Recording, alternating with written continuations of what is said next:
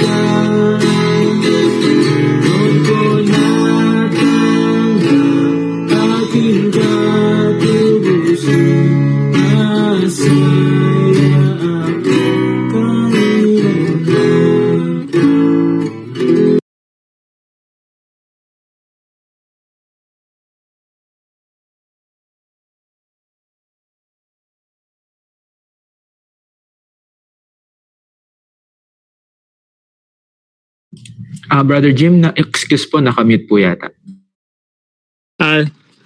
Sorry po mga kapatid. Muli po tayo po ay mawit na isa pang awitin. Mapalad na kasiguraduhan po.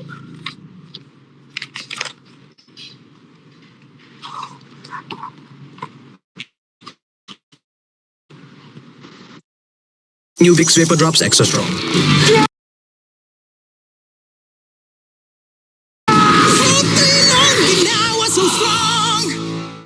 Burger King King Feast for me. Pick one main and one side. Starts at 89 pesos only.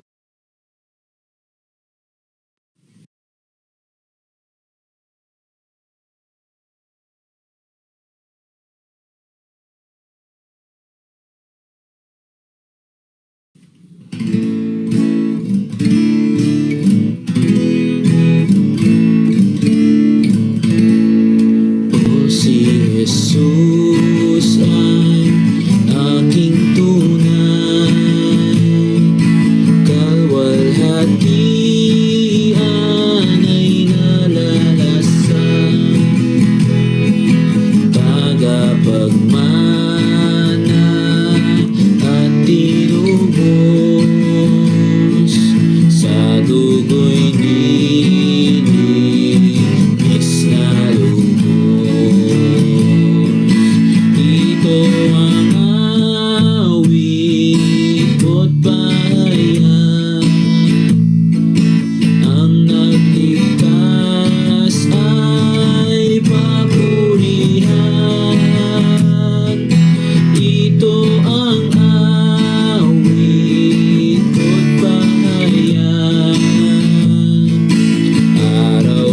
gabi siya'y pupurihin. Ako'y lubusang pasasabog sa pangitain ay nakikita mga anghel ang nagdadala ng alingaw ng pagsinta. Ito ang awit ko't pahayag, ang nagligtas ay papurihan. Ito ang awit ko't pahayag, araw-gabi siya'y pupurihin. Wagas na nagpapahialay, kay Kristo ay mayroong kasiyahan. Hihintayin lamang sa Kanya ang masaganang pagmamahal. Ito ang awit ko't pahayag, ang nagligtas ay papurihan. Ito ang awit ko't pahayag, araw-gabi siya'y pupurihin.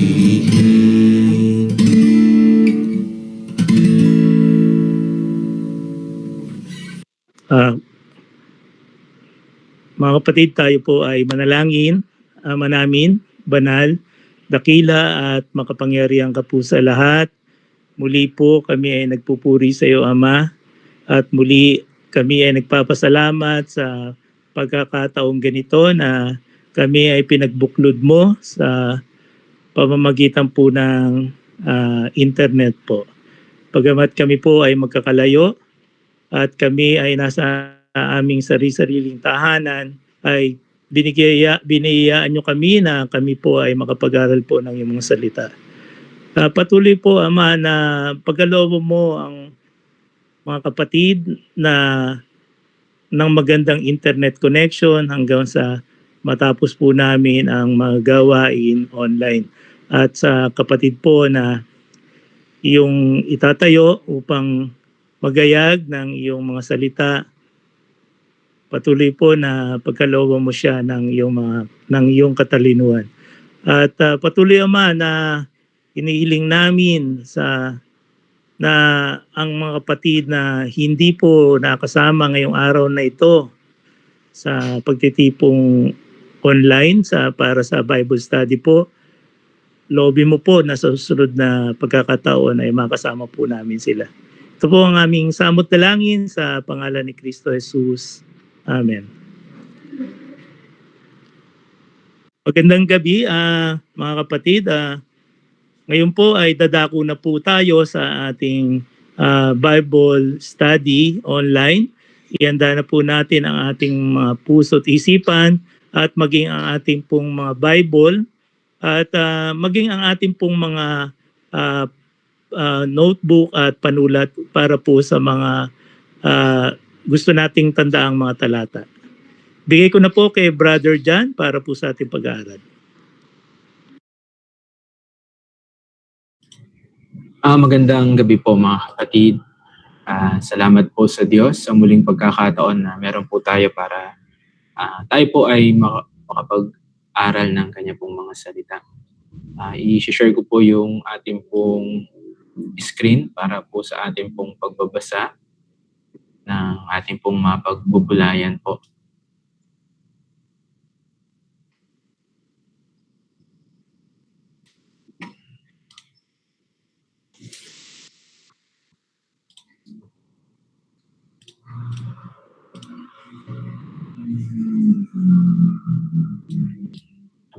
Kung atin na po nakita, babasahin ko po. Nang makita ng mga alagad ang mangyayari ay sinabi nila, Panginoon, gagamitin na ba namin ang aming tabak? Kaagad tinaga ng isa sa kanila ang alipin ng pinakapunong pari at natagpas ang kanyang kanang tainga nito. Sinabi ni Jesus, tama na yan. Inipo niya ang tainga ng alipin at ang sugat ay kaagad ring naghilom. Pagkatapos, sinabi ni Jesus sa mga punong pari, sa mga pinuno ng mga bantay sa templo at sa mga pinuno ng bayan na pumunta roon upang dakpin siya. Ako ba'y tulisan at naparito kayong may mga tabak at mga pamalo? Araw-araw akong nagtuturo sa templo at naroon din kayo, ngunit hindi ninyo ako dinakip.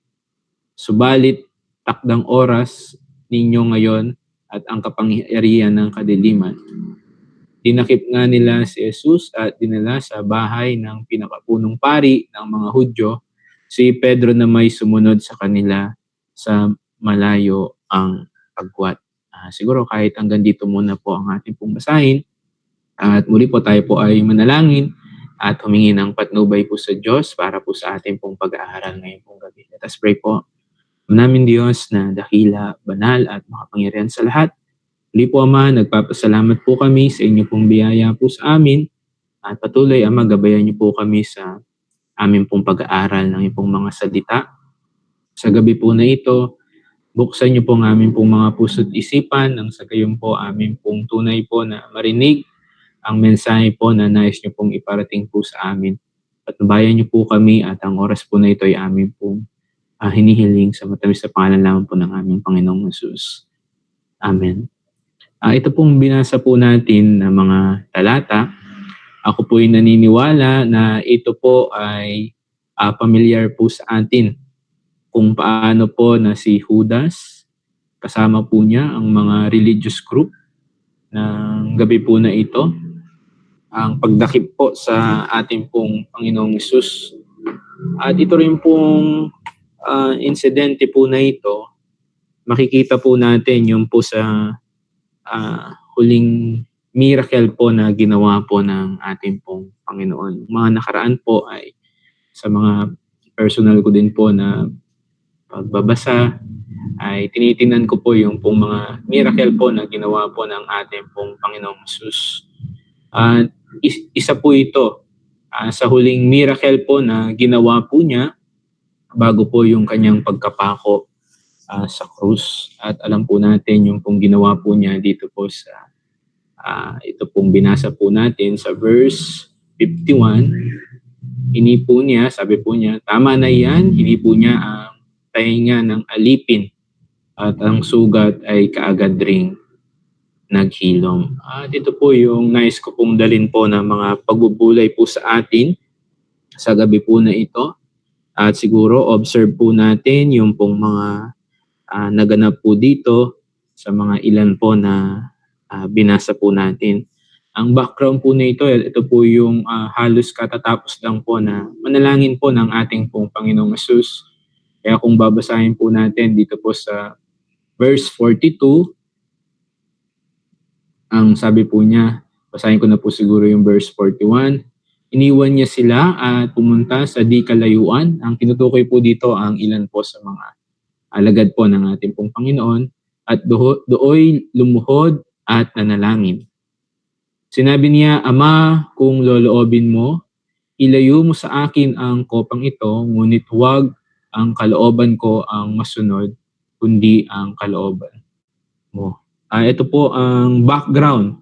Ito po yung gabi na nananalangin ng ating Panginoong Jesus. Yung gabi rin po na si Judas ay pinagkanulo po siya. At nakita po natin meron pong mga komosyon na hindi po naging maganda dahil meron pong nasaktan, meron pong mga nakita po natin na sugat at nakita rin po natin kung paano po ang naging response po ng ating Panginoong Jesus. Number one, i-observe po natin yung pong naging reaction po Ito pong isa pong alagad sa verse 50 o sa verse 49. Ito pong mga alagad po ng Panginoong Hesus, kung titingnan po natin, ready po sila na makipaglaban, no, ipagtanggol ang ating pong Panginoon kasi equip po sila ng sword, tabak. At ang tanong po nila, dahil po sa Judas, verse 48, siguro tingnan muna po natin, subalit tinanong siya ni Jesus, Judas, ipagkanulo mo ba ang anak ng tao sa pamamagitan ng isang halik? At yung response po nga ng mga alagad ay tinanong po nila, nang makita ng mga alagad ang mangyayari ay sinabi nila, Panginoon, gagamitin na ba namin ang aming tabak? No, equip po sila ng sword para physically, siguro ipagtanggol ang ating Panginoon. At nakita rin po natin, bagamat itong mga ilang alagad ay nandun pa lamang po sila sa tinatanong po nila, meron na po na verse 50, kaagad tinaga ng isa sa kanila ang alipin ng pinakapunong pari. At ito pong alipin po na ito, kung babasahin po natin doon po sa John, dito po kasi nabigyan po siya ng name, chapter 18. Basahin po natin yung verse 10. Ang sabi po dito, binunot ni Simon Pedro ang kanyang tabak at tinaga ang alipin ng pinakapunong pari at natagpas ang kanang tainga nito. Ang pangalan ng alipin ay si Malco. So nakita po natin kung sino po ito pong disciple ng Panginoong Hesus na agad po na umaksyon at tinaga po niya ito pong humuhuli po sa ating pong Panginoon. At ako po'y naniniwala na kay Peter, ang kanya pong intention ay mabuti. Good intention. Pero hindi po naging godly yung kanya pong, sabihin na po nating application po or action po niya.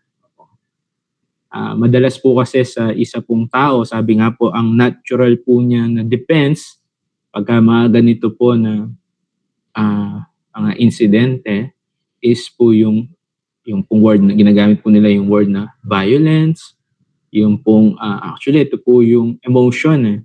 Kaya kung pagbabasihan po natin yung ating pong mga emosyon sa mga bagay po na meron po sa paligid po natin, pwede pong kasiyahan, kalungkutan, kapahamakan, kaguluhan. Pagka yung emosyon po natin, yung ating pong hahayaan po na mag-control po, kung minsan po ay hindi po nagiging maganda yung pong resulta. Kanina nga po nabasa ko po, siguro tingnan po natin dito po sa Proverbs or Kawikaan. Basahin po natin yung verse 11 ng chapter 29. Sabi po niya, kung magalit ang mangmang ay walang pakundangan. Ngunit ang matalino'y nagpipigil na ang galit niya'y mahalata. A fool uttereth all his mind, but a wise man keepeth in still afterwards. Minsan pag nagre-react po tayo dun sa anger po natin, ay hindi po nagiging maganda. Kung alam po natin yung nangyari kay Moses, nung nakita po niya yung po mga kababayan po niya na sinasaktan ng mga Ehipto, ano po yung naging response po niya? Pinatay po niya yung mga mga Egyptian. At yun po yung naging dahilan para siya po ay magtago. At marami pong Bible character din kung minsan po na pagka yung emotion po yung nag-control po sa kanila, ay hindi po nagiging maganda yung result. At kung titingnan din po natin, hindi po kung minsan po ay ligtas po yung pong mga unbeliever or believer na po. Minsan, yun po kasi yung laman po natin. Minsan, hindi man lang po sa physical na away. Minsan, sa discussion, nakikita mo yung, kung baga po, yung mga reaction, yung pong mga sabihan na po natin na hindi magagandang pananalita.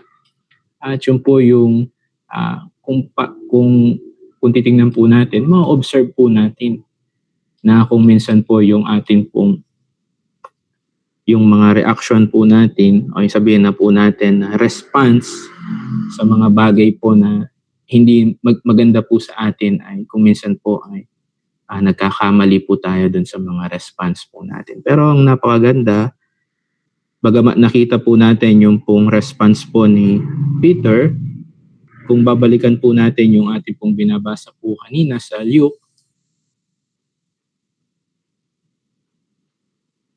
ang sabi po dito sa verse 51, sinabi ni Jesus, tama na iyan. Napakaganda po. Hindi po hinayaan ng Panginoon na magpatuloy po yun. Kasi kanina nga po, kaya binasa po natin, ang prayer ng ating Panginoon, sabi niya, kung loobin mo, Ama, wag nang mangyari sa akin yung bagay na ito. Kaya kung titingnan po natin yun doon, parang favor sa Panginoon kung ililigtas siya ng kanyang mga alagad. Favor sa kanya kung hindi, pero hindi po yun eh. Alam po natin na ang Panginoon, alam niya po ang lahat at wala pong nalilingid sa ating Panginoon. Kaya ang concern po ng Panginoon ay hindi para maligtas yung sarili po niya. Kundi bagamat po ang mga humuhuli po sa kanya ay walang iba kundi po ang magdadala po sa kanya pong kamatayan. Pero ang nakita po natin yung pong mercy, yung pong grace, yung pong pag-ibig mula sa Panginoon. Kasi hindi niya lang po inawat ang kanya pong mga alagad. Ang sabi po dito, ito nga po yung ating pong miracle na makikita po dito. Inipo niya ang tainga ng alipin at ang sugat, sabi po dito, ay kaagad ring naghilom. Ano po yung makikita po natin? Bagamat po violence, yung meron po dito po sa binabasa po natin, pero sa ating pong Panginoon as a Prince of Peace, yung kapayapaan ay nakita po natin. Yun po yung sabihin na po natin na naging response ng ating pong Panginoon. Kasi sabi po sa Isaiah, ang ating Panginoon, siya po yung Prince of Peace. Sa chapter 9, verse 6, sabi po, basahin ko po sa English po siguro, for unto us a child is born. Ito po ay prophecy para po sa ating Panginoon.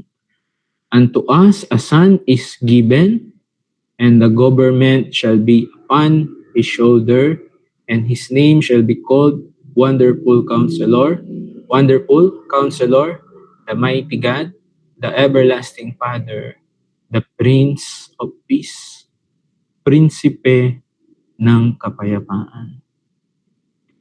Kaya po doon po sa event na ating pong pinag-aaralan, meron pong kapayapaan. Pagka hinayaan po natin ang Panginoon, siya po ang manguna, siya po ang mag-lead, mararanasan po natin yung pong kapayapaan. Contradict dun sa ginawa ni Peter, siya po yung nauna. O by his emotion, nadala po siya ng emotion po niya. Kaya na-start yung pong violence. Kung titingnan po natin, hindi po galing po dun sa mga humuhuli sa ating pong Panginoon. Although illegal arrest yung pong ginawa po nila sa ating Panginoon. Kaya nga sinasabi ng Panginoon nung expose siya, nasa templo siya, hindi niyo ako inuhuli. Dahil illegal arrest po yung ginawa po nila sa ating pong Panginoon. Pero still nakita po natin ang Panginoon pagka siya po ang nanguna, meron pong kapayapaan. Kaya lagi po natin hanapin, lagi po natin i-consider pagka dumarating po yung pong bagay po na parang magulo, parang ay hindi po natin alam yung ating pong gagawin, hanapin po natin at hayaan po natin na kumilos ang Panginoon kasi siya po yung magbibigay po ng peace, kapayapaan. Ano man po ang mga bagay po na yan, problema man po yan, mga discussion man po yan, at ano pa man po, lagi po dating hanapin ang gawa, ang pangunguna po ng ating pong Panginoon. Tayo po ay maganda po, hayaan po natin ng Panginoon na siya po ang manguna sa mga bagay po na maaari pong nagbibigay po sa atin na sabihin na po natin yung galit, yung emotion po natin, at mga problema. Anything po ay leave it sa ating pong Panginoon. Makikita rin po natin, i-observe din po natin, hindi lamang po yung kapayapaan na galing sa ating Panginoon, yung pong mercy po niya. Yung awa. Napakaganda po. Kasi sabi po dito, ginamot niya si Malchus. Binigyan din po ng name si Malchus po, yung pong dito po ay nasugatan na napigtas yung kanya pong tenga. Although sinasabi po nung ilan ay kaya nasulat po ang name po ni Malchus sa 1 kasi sa ibang gospel hindi po nasulat, ay pinapalagay po nila na siya rin po ay kumilala sa Panginoon. Siya rin po ay sumampalataya sa Panginoon. Kaya dito po kahit wala pa po yung pananampalataya niya dahil dumating po siya doon para hulihin ng ating Panginoon, ibig sabihin siya po ay hindi naniniwala sa Panginoon. Pero still naka-experience po siya ng mercy, yung pong awa ng Diyos. Sa pamamagitan ng ginawa po ng ating pong Panginoon. Kaya ano po yung application po nun sa atin as sabihin na po natin mga tao, sa ating pong mga kapwa-tao. Lagi nga tinuturo po natin, ibigin natin yung ating pong mga kaaway. Sabi po sa Matthew chapter 5 verse 44, ang sabi po dito sa Mateo chapter 5 verse 44,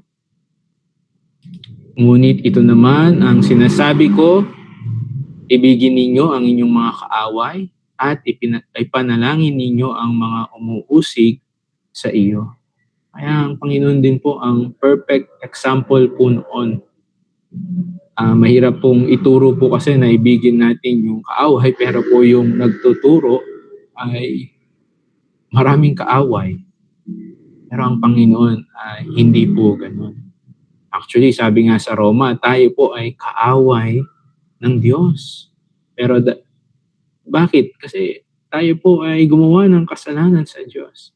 Pero dahil po sa ating pong Panginoon, ay nagkaroon po tayo ng relasyon at tayo po yung mga hindi lamang po kaibigan, tayo po tinuring pong anak ng Diyos. Roma chapter 12 verse 17. Ang sabi rin po dito, huwag ninyong gantihan ng masama ang masama. Sikapin ninyong mamuhay ng marangal sa harap ng lahat ng mga tao. Hanggat maaari, gawin ninyo ang inyong makakaya upang mamuhay kayo ng mapayapa kasama ng sinuman. Mga minamahal, huwag kayong mga higanti, ipaubaya ninyo iyon sa galit ng Diyos sapagkat nasusulat, akin ang paghihiganti, ako ang gaganti, sabi ng Panginoon. Sabi pa po dito, sa halip kung nangagugutom ang inyong kaaway, pakainin mo. Kung nauuhaw, painumin mo. Sa gayon ay mabubugton ka ng mga baga sa kanyang ulo. Kaya hindi lamang pong sinabing huwag nating gantihan ng masama, kundi gawan pa po natin ng mabuti. Kaya yan po ang halimbawa ng ating pong Panginoon na nakita po natin doon po sa ginawa po niya kay Malchus. At napakaganda. At kauli-ulihan po, ang sabi rin po dito, makikita rin po natin na willingly ang Panginoon ay sumunod po siya. Kung babalikan po natin yung Luke na ating pong binabasa, dun sa verse o yung huling binasa po natin, dinakip nga nila si Jesus at dinala sa bahay ng pinakapunong pari ng mga Hudyo. Si Pedro na may sumunod sa kanila na malayo ang pagkuhat. No? Willingly sumama po ang ating pong Panginoon. Yung po yung mga ma-observe po natin. Number 1, na-observe po natin yung pong violence reaction po ni Peter. Number 2, na-observe po natin yung pong kapayapaan na galing kay Jesus. Na-observe din po natin yung pong mercy na galing po sa ating Panginoong Jesus. At na-observe din po natin yung submission po niya nung siya po ay dinakip. Sabi rin po sa John chapter 10, basahin naman po natin yung verse 17 hanggang 18.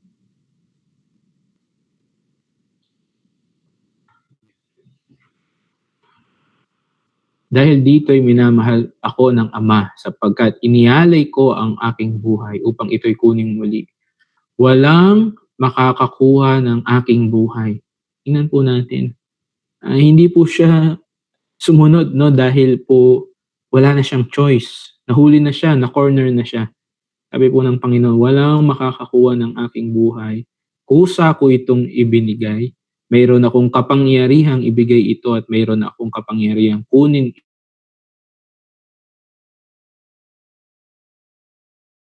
Po niya doon na hindi po dahil mahina po siya, hindi po dahil maraming humuli sa kanya. Hindi po.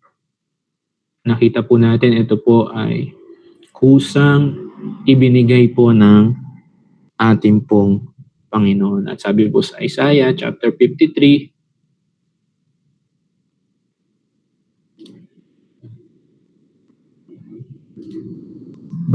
basahin ko po yung verse 7.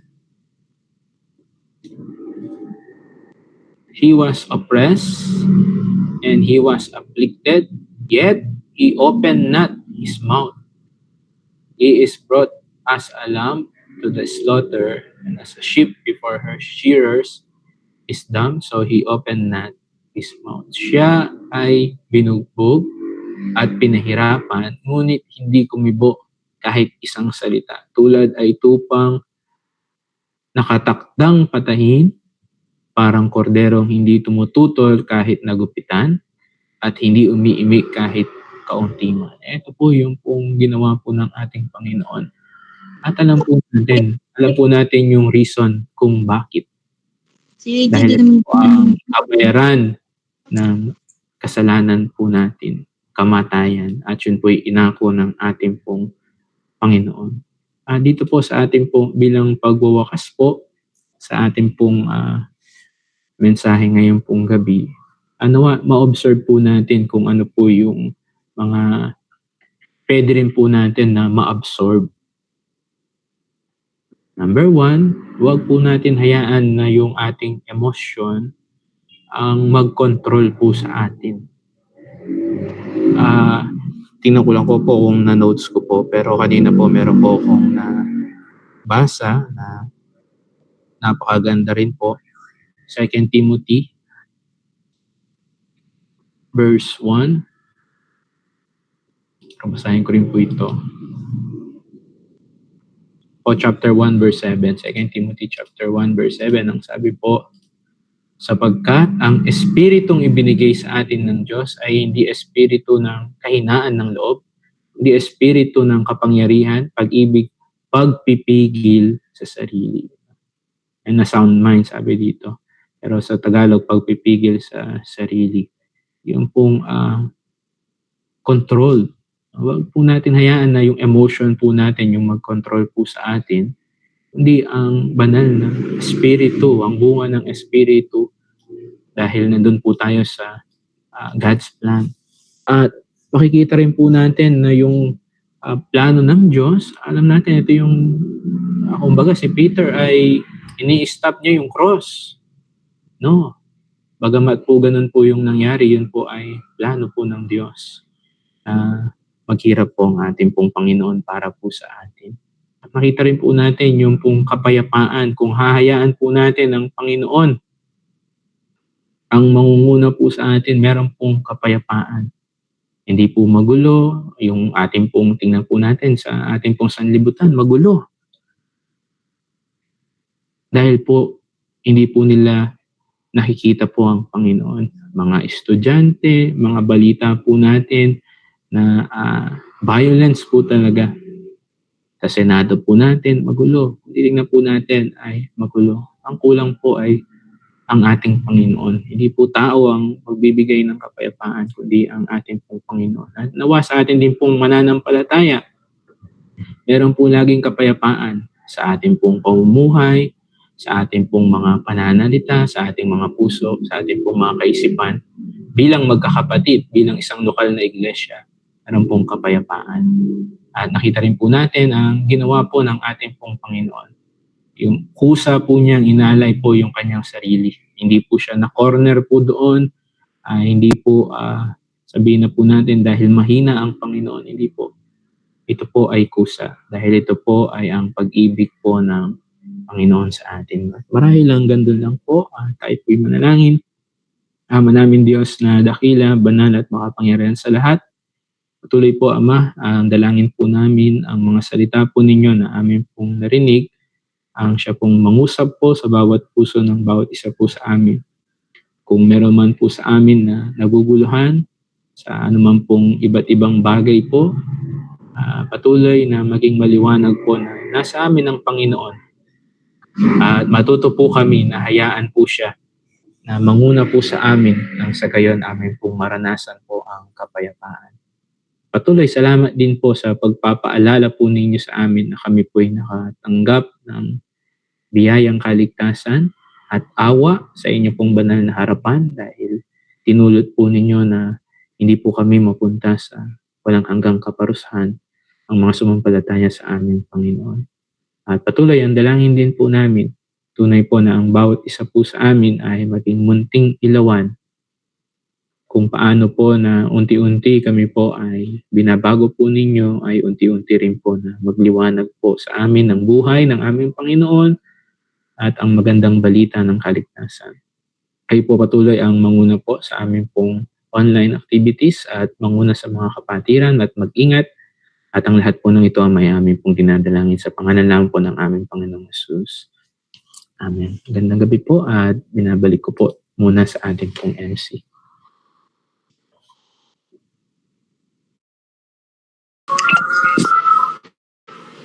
Opo, magandang gabi pong muli. Kung meron po tayong katanungan regarding po sa ating napakinggan na mga salita ng Diyos at pwede po tayong magtanong. Kung hindi naman po regarding dun sa ating topic ngayon, kahit po sa mga gumugulo sa inyong kaisipan regarding po sa pag-aaral po natin sa Biblia.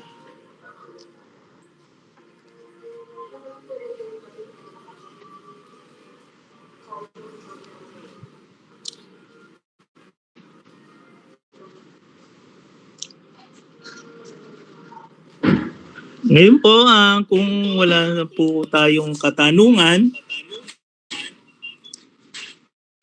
tayo po ay magwa sa isa pong panalangin.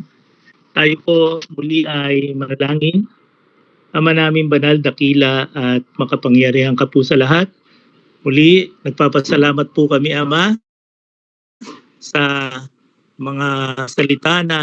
iyong mga salita na aming narinig, na aming pagbubulay-bulayan sa araw na ito.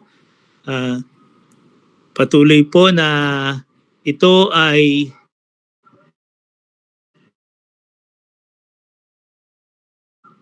iyong mga salita at ito po ay magamit namin sa aming pang-araw-araw na pamumuhay.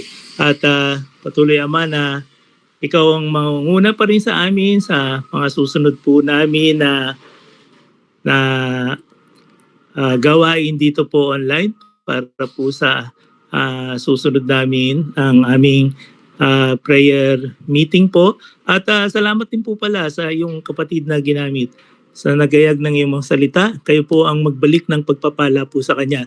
Maging sa mga kapatid po na nasa online, kayo rin po ang magpala sa kanila.